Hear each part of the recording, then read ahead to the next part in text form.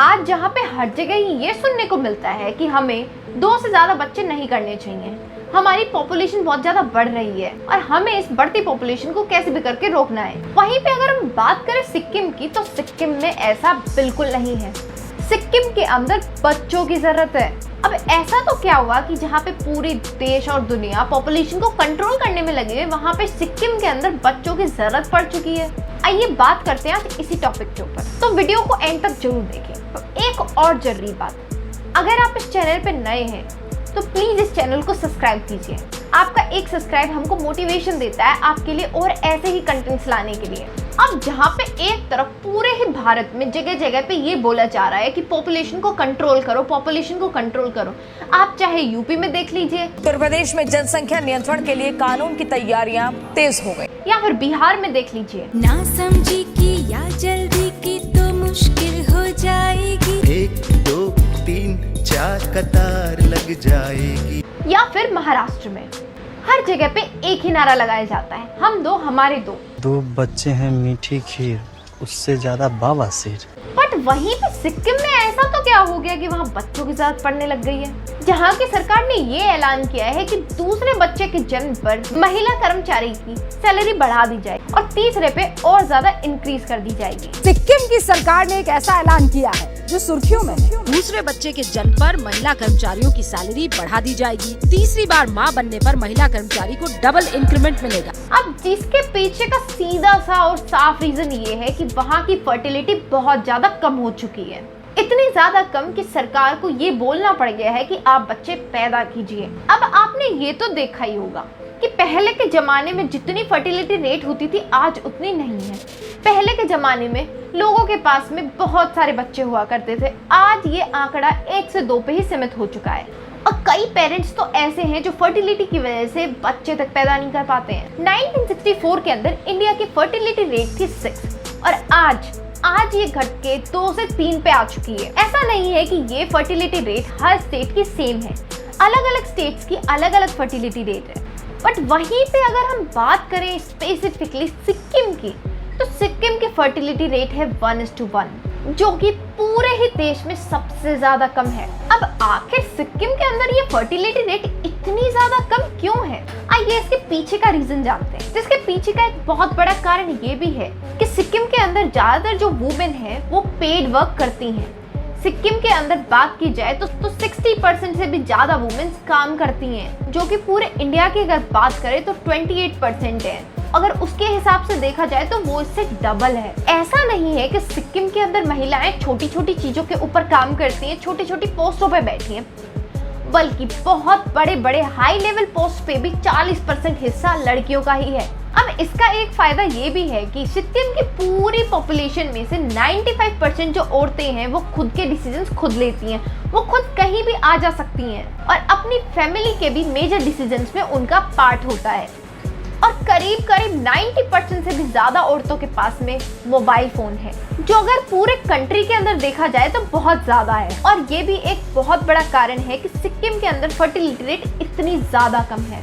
ये कई स्टडीज के अंदर भी सामने आया है कि डेवलपमेंट के अंदर वुमेन्स का पार्टिसिपेशन और फर्टिलिटी रेट, इनका रेशियो हमेशा अपोजिट ही रहा है। जितनी ज्यादा वुमेन्स वर्कफोर्स की तरफ बढ़ती हैं, उतनी ज्यादा फर्टिलिटी रेट्स कम होती जाती हैं।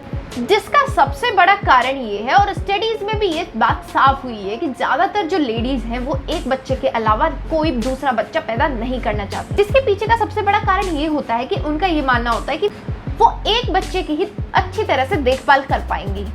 और कई केसेस में ऐसा होता है वो अपनी जॉब छोड़ना नहीं चाहती हैं कई रीजंस की वजह से। और ये एक बहुत बड़ा कारण है कि महिलाएं कम बच्चे प्रेफर करती हैं ताकि वो ज्यादा से ज्यादा वर्कफोर्स की तरफ अपना ध्यान केंद्रित कर पाएं। अब जिसके पीछे एक और रीजन ये है कि ज्यादातर जो पेरेंट्स हैं वो पहले अपना कैरियर बिल्ड करने में लगे रहते हैं और उनका यही मानना होता है कि हमें बेबी को बाद में ही शिफ्ट कर देना चाहिए। सबसे पहले वो अपने कैरियर बनाने के ऊपर फोकस करते हैं, उसके बाद में बेबीज के बारे में सोचते हैं। जिससे कि ज्यादातर केसेस में होता ये है कि उम्र बढ़ने की वजह से या फिर और भी कई सारे ऐसे सिम्टम्स हैं जिनकी वजह से फर्टिलिटी रेट 0 या फिर बहुत ज्यादा कम हो जाती है। और कई बार क्लिनिक के चक्कर काटने के बावजूद भी ये प्रॉब्लम सॉर्ट आउट नहीं हो पाती है।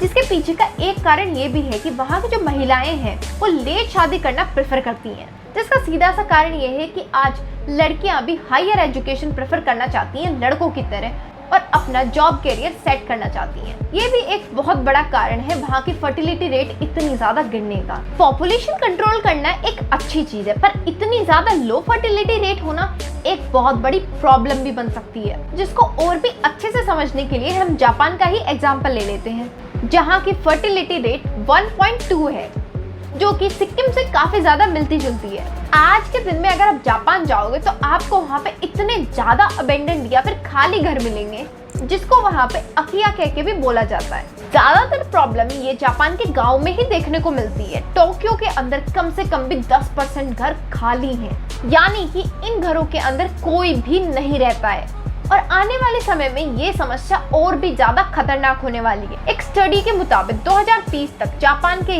30 से 40% तक घर या तो खाली हो जाएंगे या फिर अबेंडेंट हो जाएंगे। 1970 से ये फर्टिलिटी रेट लगातार ही कम होती जा रही है और आज जाके ये इतनी कम हो चुकी है कि ये 1.2 तक आ चुका है। पॉपुलेशन रेट का आंकड़ा हम इस प्रकार से माना जाता है कि अगर 1.1 है तो जितने लोग मर रहे हैं उतने ही लोग पैदा हो रहे हैं।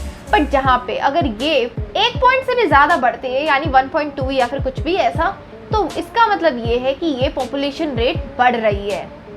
और अगर ये 1 पॉइंट से कम हो, इसका मतलब ये पॉपुलेशन रेट घट रही है। इनफैक्ट वहाँ पे जापानीज प्राइम मिनिस्टर की एडवाइजर का ये कहना है कि जापान आने वाले समय में खो जा सकता है। She said Japan is disappearing because of its population crisis. आने वाले समय में बहुत ही कम महिलाएं ऐसे बचेंगी जो फर्टिलिटी रेट को बढ़ा सकती हैं। 2019 के अंदर जापान की टोटल पॉपुलेशन में से 20% लोग 60 से ऊपर की उम्र के थे और 2030 तक ये नंबर सिर्फ 20% तक ही नहीं रहेगा, ये 33% तक इंक्रीज हो जाएगा, जिसका सीधा सा मतलब ये है कि हर 3 में से एक जापानीज 65 प्लस का होगा, जिसका सीधा सा मतलब ये है कि जापानीज इकोनॉमी के पास इतने लोग नहीं रहेंगे अपने देश को संभालने के लिए।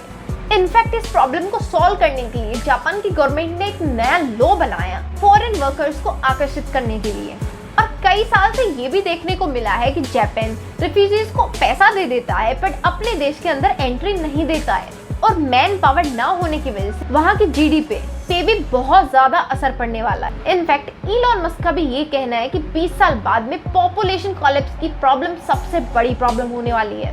I think that the biggest problem the world will face in 20 years is population collapse. जिसका सीधा सा कारण ये है कि हमारी फर्टिलिटी रेट जो है वो बहुत ज्यादा कम हो रही है। और देखा जाए तो सिक्किम की फर्टिलिटी रेट तो जापान की फर्टिलिटी रेट से भी बहुत ज्यादा कम है। तो हो सकता है सिक्किम को भी आने वाले समय में उन्हीं सभी प्रॉब्लम से गुजरना पड़े जहाँ पे आज जापान गुजर रहा है। अब आप शायद ये सोच रहे होंगे कि सिक्किम की पॉपुलेशन से इतना क्या ही फर्क पड़ जाएगा, हम दूसरे स्टेट से भी लोग वहाँ पे भेज सकते हैं और वहाँ की पॉपुलेशन को कंट्रोल कर सकते हैं। बट ऐसा नहीं है, जिसके पीछे का सबसे बड़ा कारण है सिक्किम जब हमारे इंडिया का पार्ट बना था तब उस टाइम पे एक लॉ बनाया गया था कि सिक्किम के लोग ही वहाँ पे सिक्किम पे जमीन खरीद सकते हैं, बाकी लोग सिक्किम के अंदर कोई भी कैसी भी जमीनें खरीद नहीं सकते हैं। सिक्किम के बाहर से लोग जमीनें तो खरीद सकते हैं पर कुछ ही गिने चुने पर्पस के लिए।